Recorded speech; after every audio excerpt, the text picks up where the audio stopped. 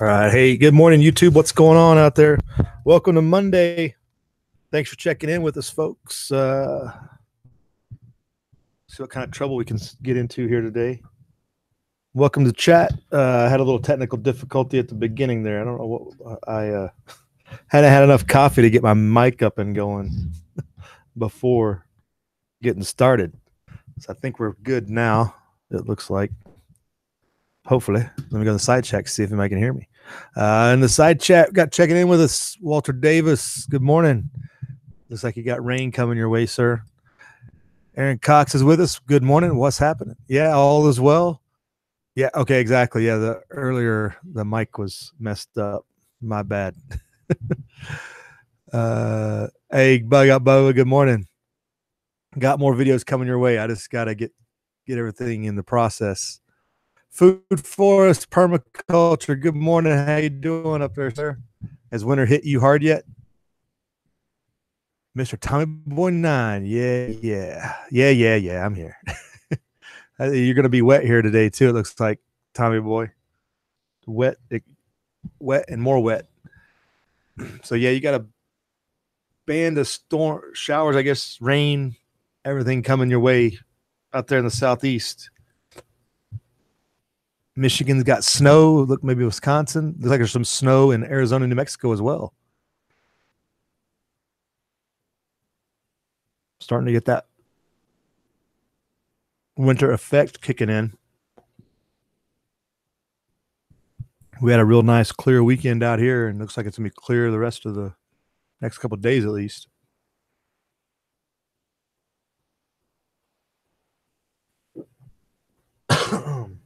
Oh, excuse me. Looks like we'll probably have see if Food Forest gets those Pacific Northwest rain showers kicking anytime soon.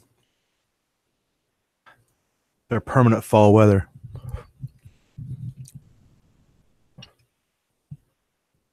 So that's kind of the weather snapshot for right now for everybody. Get your rain jacket out if you need it. First agenda of the morning, what's going to happen with the stock market when it opens up?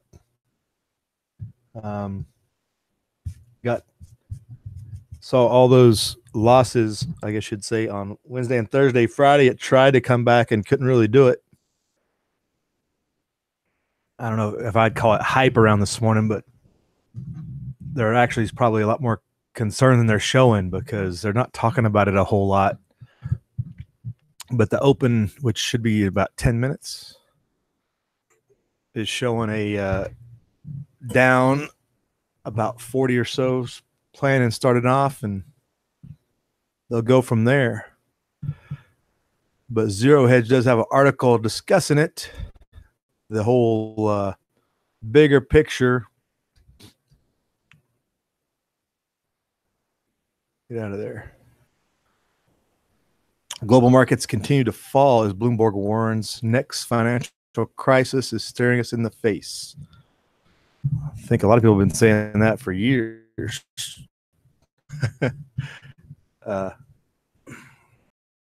So is it staring us in the face or just running roughshod over us, stare hands on our chest? Might be a better way to describe it.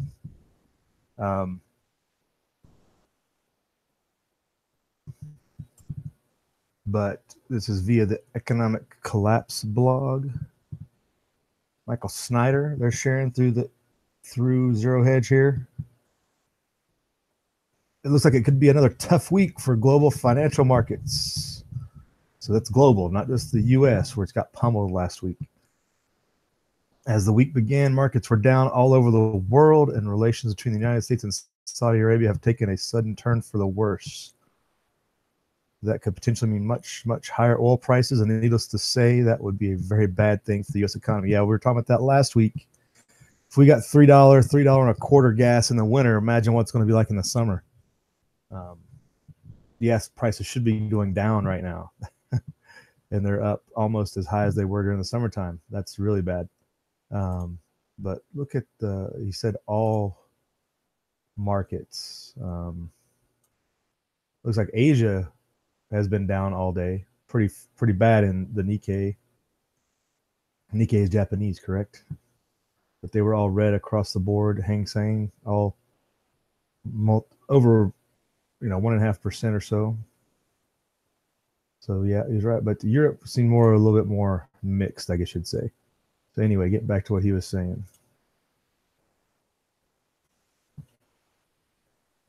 It was really surprised many of us how dramatically events have begun to accelerate here in the month of October, right? Because everybody was just singing the praises of the market and how great things were. I mean, back at the beginning of October, back in August, things were great. Nobody saw any blips on the radar at all. To talk negatively, the economy was be a doomsdayist.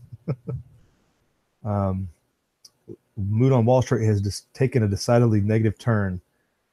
U.S. stocks did bounce back a bit on Friday, but that was minuscule. It was like 150 points or something, and they closed. I mean, it was up 400, down up to 2, kind of reverted. Really, that's what you would call flat activity when you compare it to 1,800 points down the last days before that. But it was much less of a bounce than many investors were hoping for, which is surprising that we're not going to see more futures in the red starting off this morning, but we'll see. But Asia's down significantly, as we just showed. I guess maybe Europe's not closed yet. But going into the quotes here, in Greater China region, the Hang Seng Index in Hong Kong fell by around 0.9%. In Shanghai, the composite also slipped by 0.33, but they were higher than that when they closed. We just saw that. The Nikkei fell by 1.48% in morning trade, while another topics index slipped by 1.7. Most sectors are lower. But what happened in Asia was nothing compared to what we witnessed in Saudi Arabia. I don't even know what that market is. Market in Saudi Arabia plummeted 77% after news that President Trump warned that Saudis could face severe punishment for the disappearance of journalist Jamal Khashoggi. I think briefly remember hearing something about that. Was that just yesterday, though? Saudis are denying wrongdoing, yada, yada, but everyone agrees that he is missing, and everyone agrees that he was last spotted entering the Saudi consulate in Istanbul. I see. That's interesting.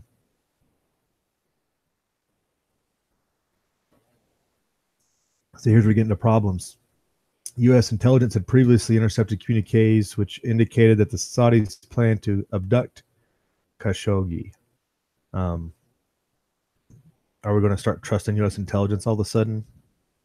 Is that what you call confirmation bias? After all the times they've shown themselves to be, that's a problem.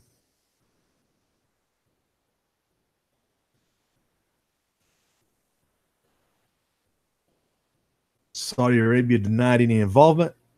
Okay, what's this have to do with the markets? We're talking about the markets here. I guess we're getting into oil prices. Here's what's getting into. Saudi denied any involvement of the Washington Post journalists and warned Sunday that any sanction against the oil-rich kingdom would be met with greater action and possibly exploding oil prices. The kingdom affirms its total rejection of any threats. I can't imagine this getting, I mean, we're not going to do anything to the Saudis, seriously. I mean, everybody know who controls that relationship, I guess you'd say. Oil's definitely driving the train. So what might the greater action look like? Well, one Saudi official is warning that the price of oil could rise to 100 or 200 or even double that figure. That would be crazy. Seeing how the U.S. is putting out more oil than it's imported in quite some time. In a column published just after the Saudi statement, Saudi-owned Al Arabiya channel general manager Al-Daki warned that imposing sanctions on the world's largest oil exporter could spark global economic disaster. Well, that would be a good way to stage it with your friends to make it look like a global economic disaster. Just pile around together like, okay, we're going to boost up the oil price to cover up the bigger collapse so we can blame it on somebody. Come on, who thinks the U.S. and Saudi Arabia are going to get along this poorly to lead to this? So going on in the quotes, it would lead Saudi Arabia's failure to commit to producing 7.5 million barrels. If the price of oil reaching $80 angered President Trump, no one should rule out the price jumping to 100 or 200 or even double that figure, he wrote.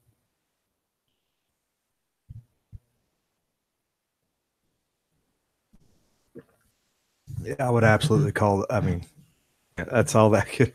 I didn't think my brain was going to go down this road this morning. If the price of oil did shoot up to $200 a barrel, that would absolutely cripple the U.S. economy. Even $100 a barrel would put us way behind the power curve. It wouldn't just cost more to fill up your gas tanks. Virtually everything we buy has transported vast distances. Price of gasoline must be factored into all these products. And we saw what happened last time when oil went up to like 125, 120 there for a little bit. And, you know, we were looking at what, $4.25 gas in some places there for a short period back. What was that? 2012 maybe. It was just, that was a short lived for the most part, but that was a painful summer. I guess it had to be 12 or maybe 2011 when that was.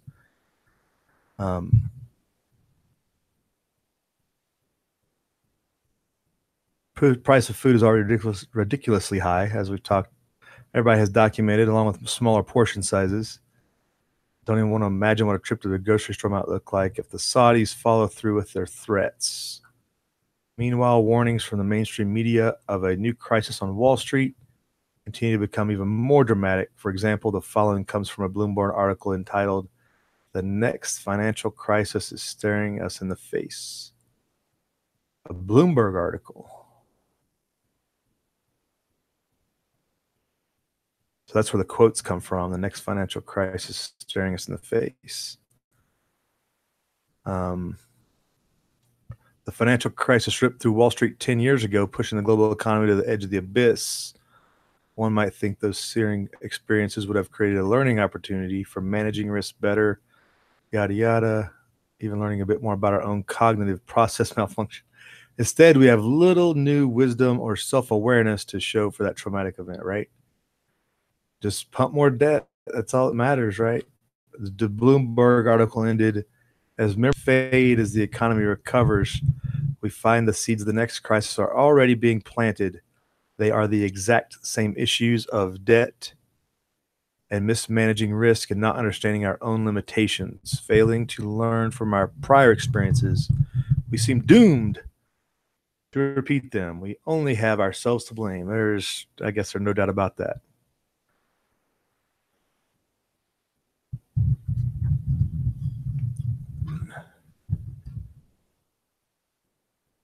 So they close out. It should be another very interesting week. Monday may set the tone for the entire week. So hopefully U.S. markets will bounce back in some more If they don't, it could set off another round of panic. Indeed. And that's the concern this morning as we're about 2 minutes past the open. Stocks fall at the open as the market tries to recover from last week's steep drop. Let's see what we got going real time here, if we can pull up a number. They're not going to give us a number.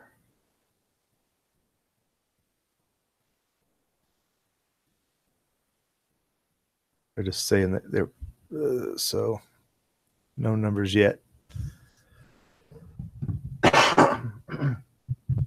Hey, looking in the side chat here, we got Irish USM CVET with us.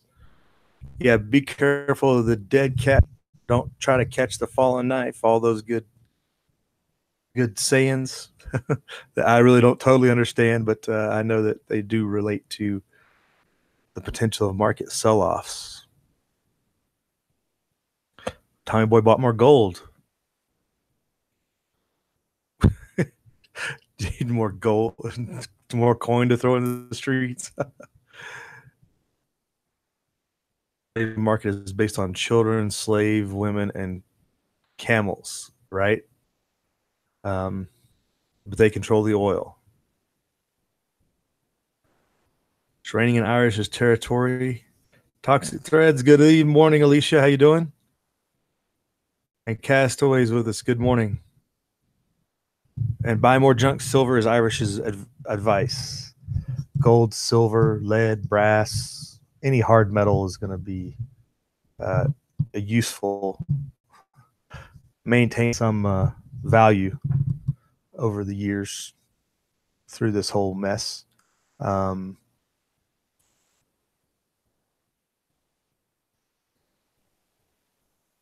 They're saying slightly off, down 47 at the start, it looks like. So that's where we're at right now, a low action day. Nothing serious that you would be concerned about. A multiple percentage drop today would be throw everybody into a tizzy and probably people jumping out of windows, but we're not there yet. That the drop in the major indexes was not over yet, is what they're reading these tea leaves as. So that's in the Zero Hedge article, hypothesizing the Saudi tie-in to rising oil prices, which, again, if they just haphazard prices to $100, $150 a barrel over President Trump's concern for this journalist, that's my mind. That's staged to me to cover up everything else going on. I can't imagine that happening in a real scenario, but that's just me, I guess. We'll continue to see what happens. See what's on the front of Drudge. There's the Tom of the Saudi thing on the front of Drudge now. That wasn't there the first thing when I started this morning. Interesting.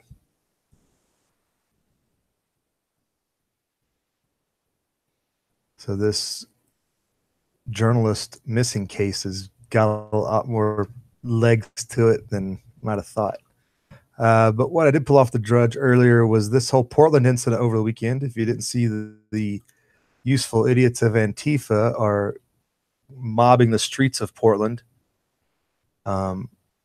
assaulting old men in cars and throwing feces and urine on people, and et cetera, et cetera. They don't have any video in this article. This is talking about the mayor's handoff approach.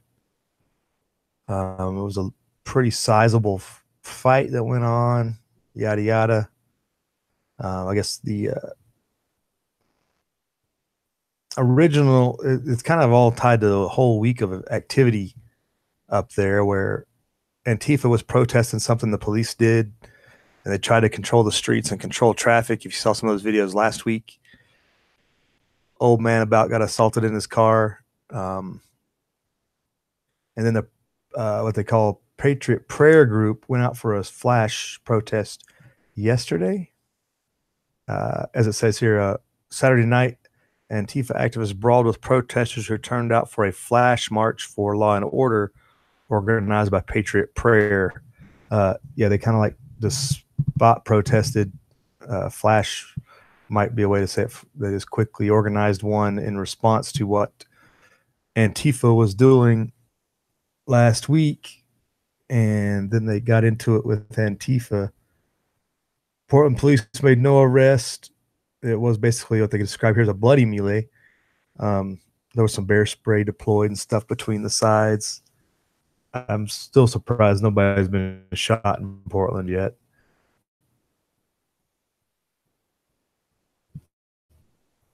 Officers responded to the scene and used less lethal munitions to break up the fight and prevent further violence, said the police bureau. They're continuing to investigate.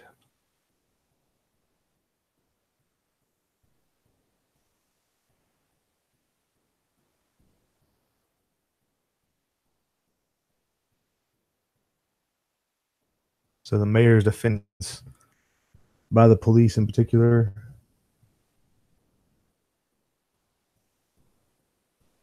And people need to pay attention. This is where the two sides, the police are going to crack down on both.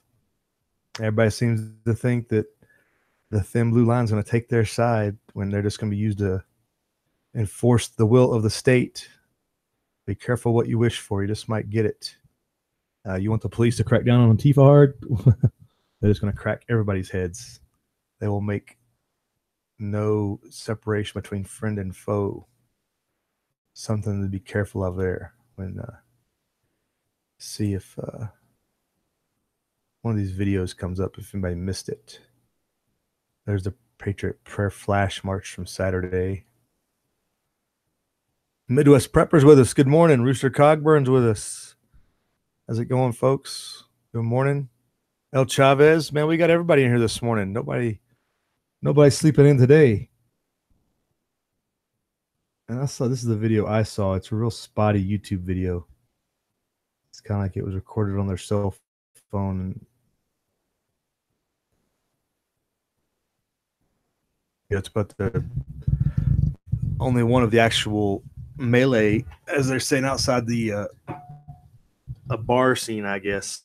After everybody was wrapping it up, the two sides got into it.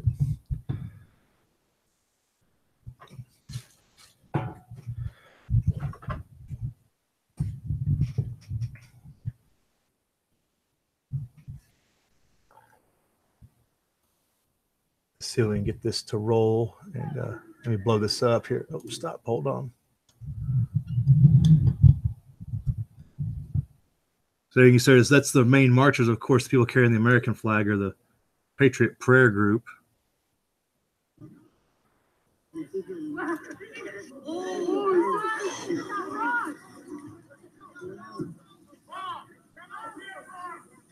In about 2 minutes, Rod Squad's going to be here.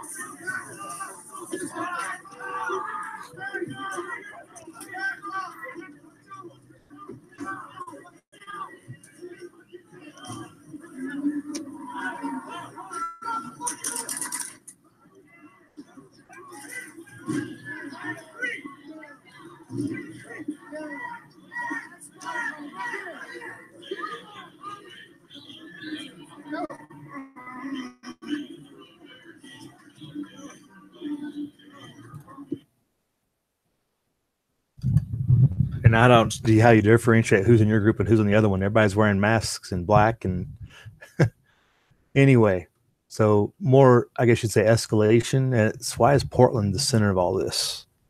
Like, didn't we know that Portland fell into enemy hands years ago? Is it even worth fighting over? Let it fall apart and move on, right?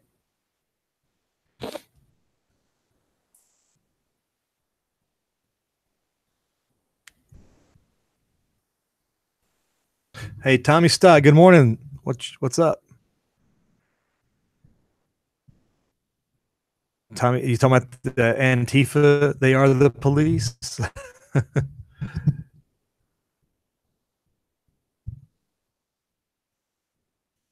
Hey, Aaron's got a good point. Shots fired in Portland probably won't happen, but shots fired on Facebook more than likely.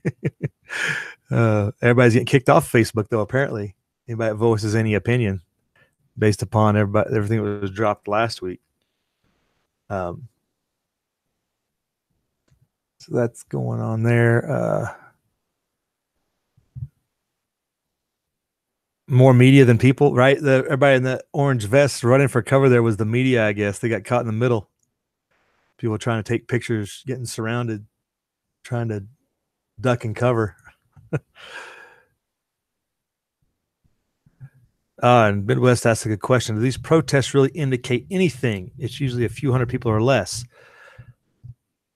But Midwest, and it goes back to my theory, the people will not stand for violence between these groups, no matter how small.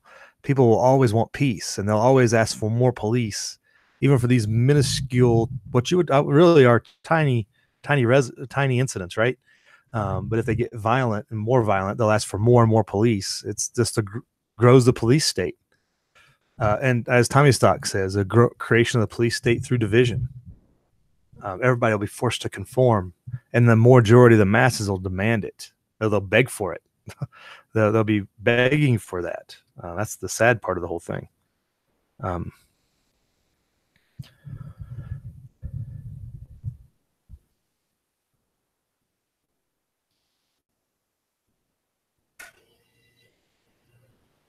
El Chavez asks, "Has anybody saw the, I guess, piece on Trump signed that, or the executive order that Trump signed that authorities can shoot down drones that are in a police space?" I did not see that. Well, anytime local authorities, state police, and even federal can put in a no-fly zone over an event, they already have that they can do. I don't know, shoot down drones too if they're in that no-fly zone. That probably ties into that FAA authority. That's not surprising. Either they feel like they can arrest you once you land your plane, or they'll just shoot down your drone, like you're saying.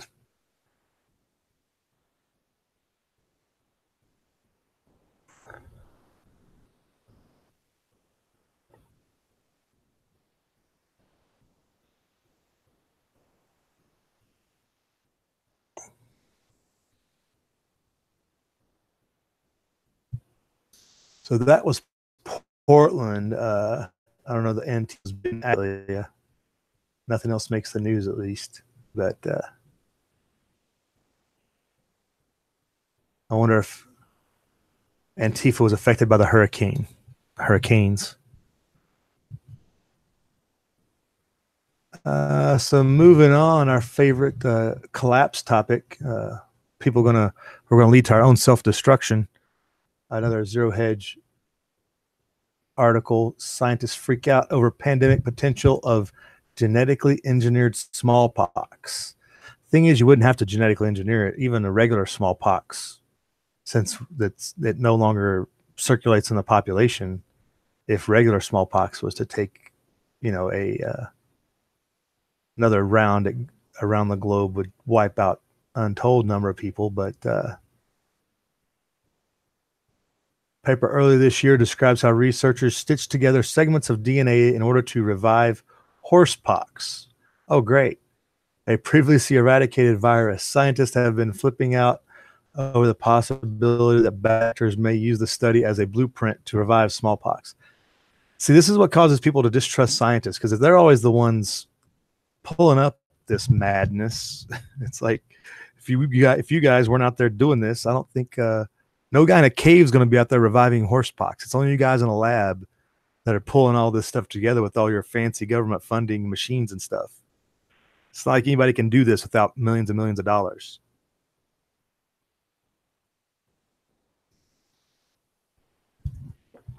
So horsepox is the concern. Scientists are flipped out the possibility that bad actors may use the study as a blueprint to revive smallpox. see.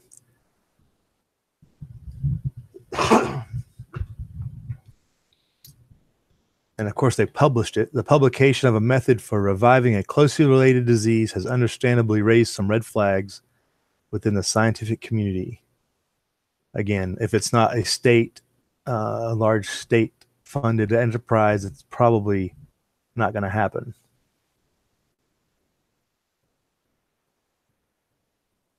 Paper demonstrates that you can synthesize a deadly pathogen for what scientists reported was about $100,000 in lab expenses, but even provides a slightly too detailed for comfort overview of how to do it. Then why did they put it out there? Everyone wants to show how smart they are and show everybody their proof of how they did it, and in their own foolishness show how again, bad people get a hold of bad things. I guess that's just the way. But the government's already got it, so it doesn't really matter. Who kills more people in the long run?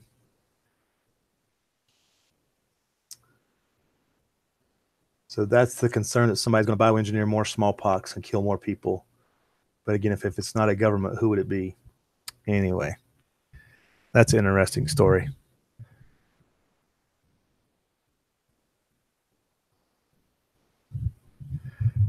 Hey, good morning, James McIntyre is with us. How's it going?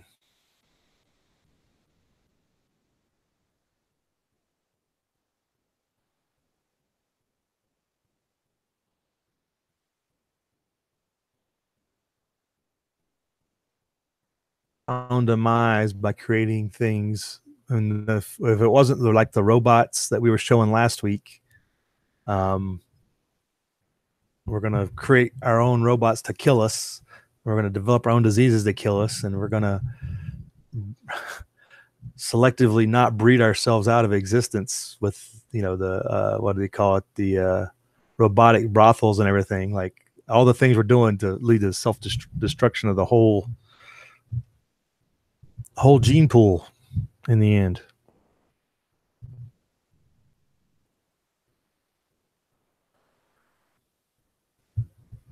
So keep another eye on the collapse in various locations, checking in on Venezuela. And we were talking about the oil prices earlier, and there was an article, and this is Economic Times, hypothesizing that Venezuela may get some benefit out of the rising oil prices, but really can that keep up with inflation? Would have to be your really hard look at it. So if OPEC raises prices, which that's what Saudi Arabia was talking about, as we discussed, but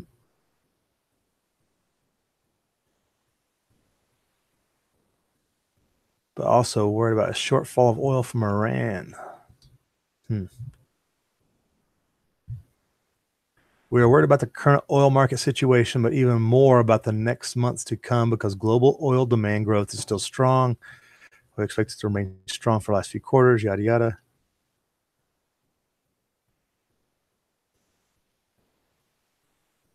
Q4 this year may see further upward pressure on the prices, which is not usually the way it goes when the Northern Hemisphere is in winter. The sanctions on Iran means that the Iranian exports will continue to decline. As a result, Q4 this year may see further upward pressure. It is a difficult time for the global economy because global economic growth momentum is slowing down. Trade disputes between major players at the same time. Many emerging markets have currency challenges. So all the things coming to a head.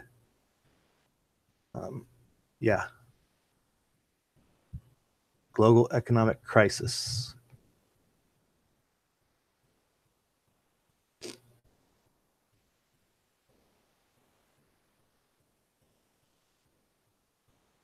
So that's an Economic Times article discussing the tie-in. So here's an example. Saudi Arabia increased the production to 10.7 million barrels a day, but it will be very helpful. Saudi Arabia was, as well as other major producers, increased the production to comfort the markets to address this challenge from strong demand growth and loss of oil production coming from Venezuela and Iran. Again, Venezuela having the largest known oil reserves in the world, but not producing because of their situation. So Saudi Arabia recently upped their production, but now they're over, as we talked about earlier, threatening the president with increased oil prices, which would mean reduction of output to manipulate the price.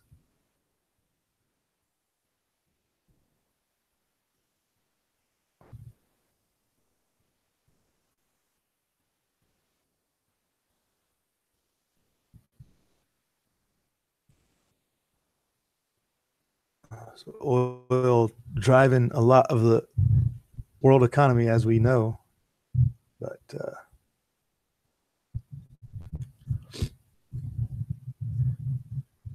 it could all be tied into Iran and Venezuela and the things that we are prohibiting Iran exports in oil, which bumps up the price. We're seeing what happened in Venezuela, which, short of the Chinese doing anything, is going to continue their reduction in oil output. So not good.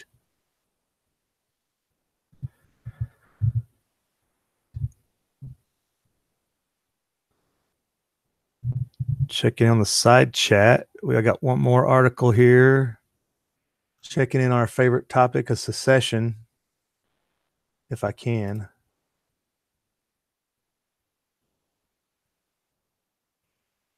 This is as of this morning via The Guardian, Theresa May to make statements to the MPs of Sefcox. And as they've talked about, they might not go forward with it. Oh, if the British don't riot, we're all screwed. Just burn it down.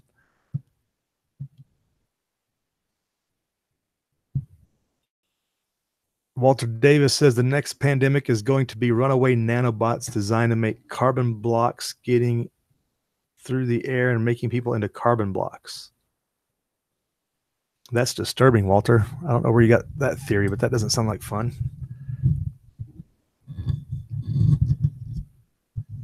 Midwest Prepper says October 21st, Assange said he had released Hillary info, just something to watch. All right, October 21st, huh? The economy might be in collapse by then. We might never hear about it. That'd be a good reason for them to shut down the internet, right? One of the head honchos there of the globalist gets outed.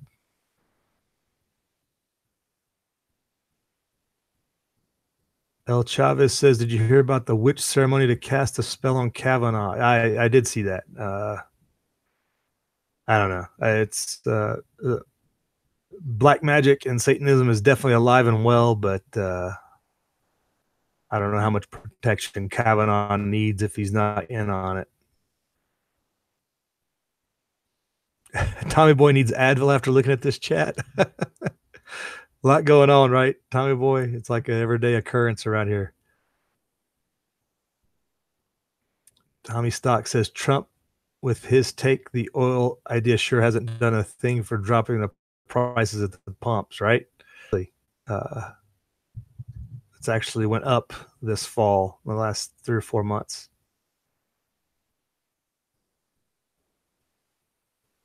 So moving on to Brexit.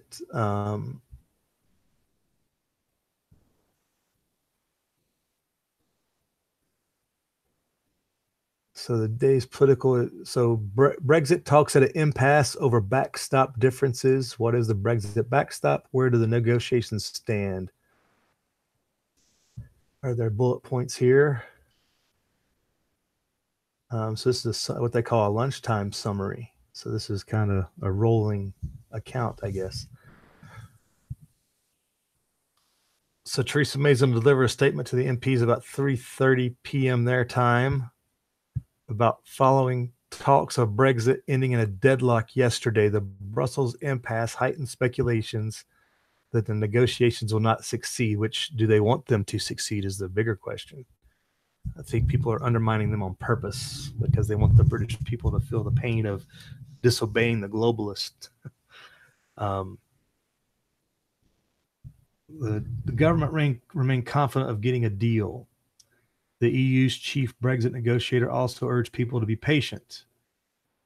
relying on the people that you're trying to break away from is not a good policy. It's probably not going to go well. Downing Street restated May's determination that the Irish backstop in the deal must be temporary, and May is likely to make this point to the MPs to counter claims from Tory Brexiters and the DUP that she is compromising too much. Lots of compromise going into this whole deal that makes it almost like it's not even Brexit. It's almost like they're getting a worse deal for going away, which is what the powers that be want. They want to punish the British for this. But there were issues over Northern Ireland that I saw in a couple of headlines that I was wondering about what that meant.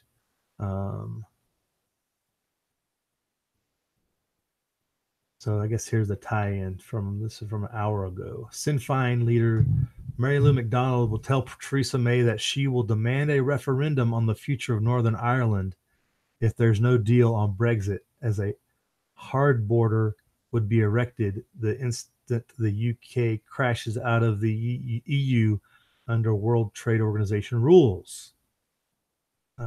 McDonald said that the damage of a hard border would be so great to peace and prosperity on the island of Ireland, the Irish would not just sit back and allow that to happen. So now they're going to use the Irish as a wedge issue on this whole thing to try not to get out of the EU. The principle of self-determination for the people of Northern Ireland is enshrined in the Good Friday Peace Agreement and allows for a border poll if there is evidence that a majority in Northern Ireland would support reunification of the island. Nobody wants the Irish reunited, right? The government has said that it would not put in border controls in the event of no deal, but under World Trade Organization agreements, border controls would be automatic between the UK and Ireland, an issue that has been largely unheeded in Brexit talks. So the Northern Irish don't want any controls between them and the rest of the island, and it's a mandate. And so maybe we'll get reunification of the Irish out of this whole thing. Boy, that'll throw things in a tizzy. That'll definitely throw a stick in the spokes here. If the Irish are talking about reunification from this whole Brexit deal, people are going to try to undermine that. Very interesting. Yeah, the Irish Prime Minister has said that a Brexit deal could be delayed until December, speaking in Dublin.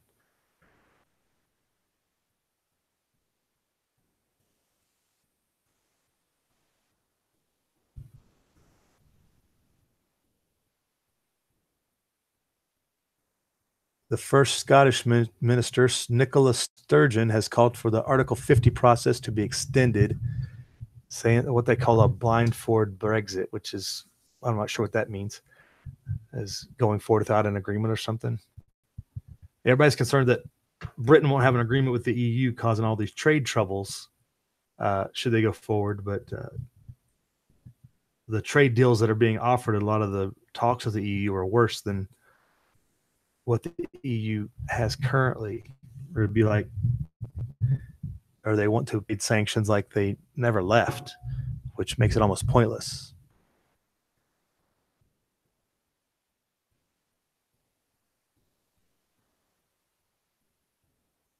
And what is I can't remember what the ultimate deadline is, but I think we're getting close to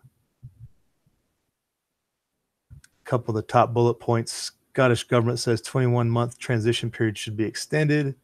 Yeah, almost 2 years isn't enough time to get this all figured out. Typical politicians. Yeah, interesting. Tracking that down. Hey, Barry Wood joined us. Good morning, Barry. How you doing?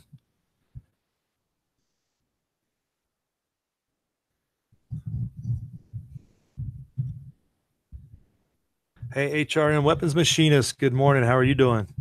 If GATS gets any higher, there'll be more people walking on all fours. Yeah, maybe. Alicia says the British need to grow a backbone. Yes. Do they have that in them? I don't know, Alicia.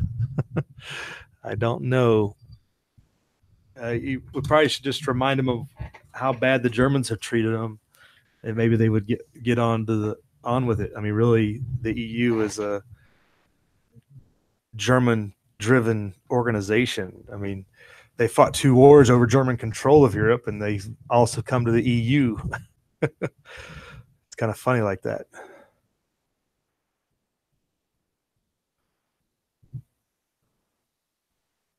Walter Davis says since when did the IRA want Ireland for someone besides Irish?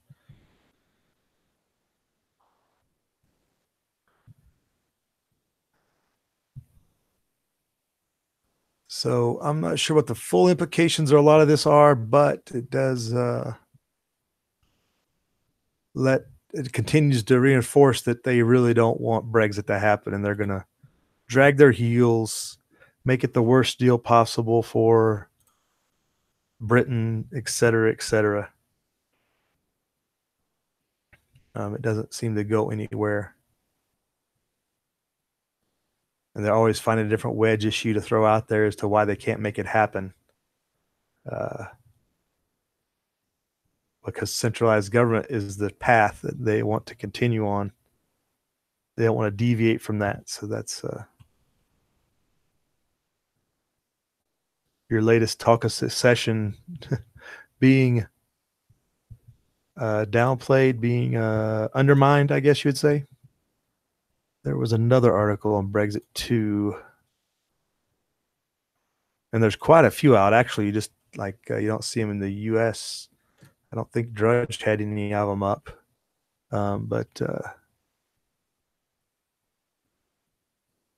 yeah, the CNN International article here was talking about the Northern Ireland being a barrier to Brexit. Hits a wall as deal falters over Northern Ireland because of the international border issue. Because the rest of the Brits, are on an island, so they don't have to worry about a lot of the border controls, but the issue of Northern Ireland's border with the rest of Ireland and the actual physical imposition of border controls is the issue.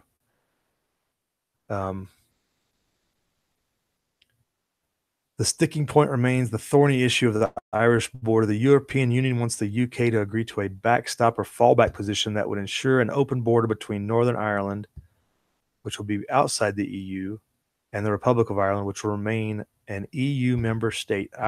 Irish just need to get out of the EU. I think that's the solution there.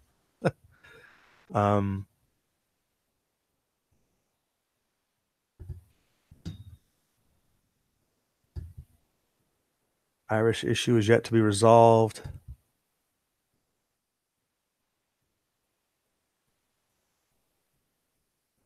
So I guess they want a more open border between the 2 Irelands, while the rest of Britain is behind what we would, I guess you would say, a more traditional border,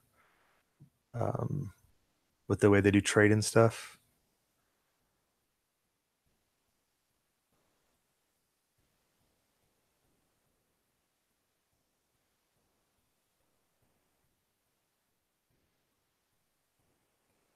Yeah, letting the EU determine your future is just not a good way to go. The British need to tell them what they're going to do and just do it. Don't try to stake a deal with the devil that you're trying to get away from. That doesn't make any sense. But May and half of the Brits are in on it with the EU, so they don't want to step on anybody's toes, of their friends and whatnot. So timing is running out to reach a deal before Britain leaves the EU at the end of March 2019. I got plenty of time. In the event of a failure to reach a deal, the Bank of England has warned that house prices would crash, businesses fret over chaos at the ports, and airlines worry that the agreements that keep planes in the air across Europe would fall away. Oh my goodness, the end of the world. Yeah, business would just stop. There's no evidence that economic activity continues even without government. Without all this government control, what would we ever do? That's a bunch of fear-mongering there. But for a deal to be concluded, both sides must find a way to avoid the rebuilding of border posts in Northern Ireland. The removal of border infrastructure was a key part of the Good Friday Agreement that brought peace to the province after years of sectarian strife, as they call it here. The UK has chafed at EU proposals that Northern Ireland remain closely tied to European regulations on goods and services, including customs arrangements, after Britain relieves. So the EU is using the Irish against the British. What are the odds? Theresa May argues this amounts to the splitting the UK into different custom zones. That's true. It does. So maybe we'll just get a unification of Ireland and call it good. Maybe that's what will end up coming out of all that. So interesting times there. We'll see how that all plays out, if it does play out at all. But that's going to wrap it up for today, I think, folks. I'm going to call it. I think that's everything I was going to talk about, and we're kind of at the end of time here. Bug Out Bubba says the $4 threshold is the point where Americans start defaulting on home loans. Another housing crisis could be the last. Americans can't tolerate the loss of disposable cash. You talk about $4 gallon gas. You talk about the gas price relate. Well, we already know that housing prices are at a peak. I mean, you could always say they could go up based upon inflation, but housing prices are definitely at a high all over the place. We talked a couple of weeks ago about that.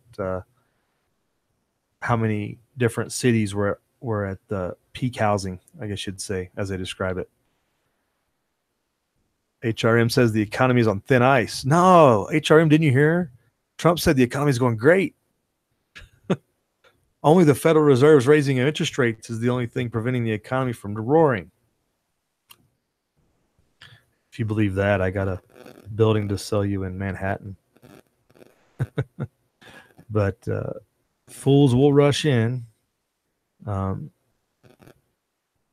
seem to believe everything that comes out of the White House or completely ignore it, one or the other. People don't think for themselves so much. Got to go. Walter, have a good day, Walter. Enjoy. Oh, that was a good one, Aaron. Aaron says, history is telling me the New Amsterdam, New York will be restored.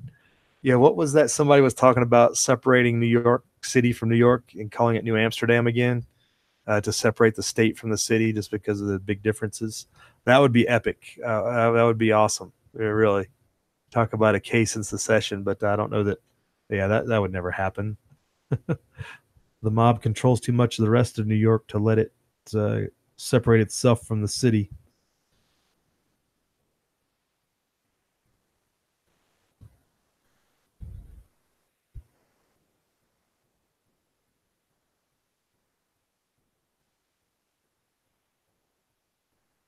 HRM says we can burn through cash quick when they panic.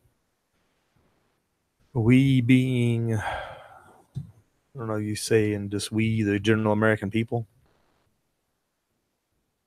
Yeah, that's why cash is going to, that's the collapse right there. It's when cash is worthless, just like Venezuela.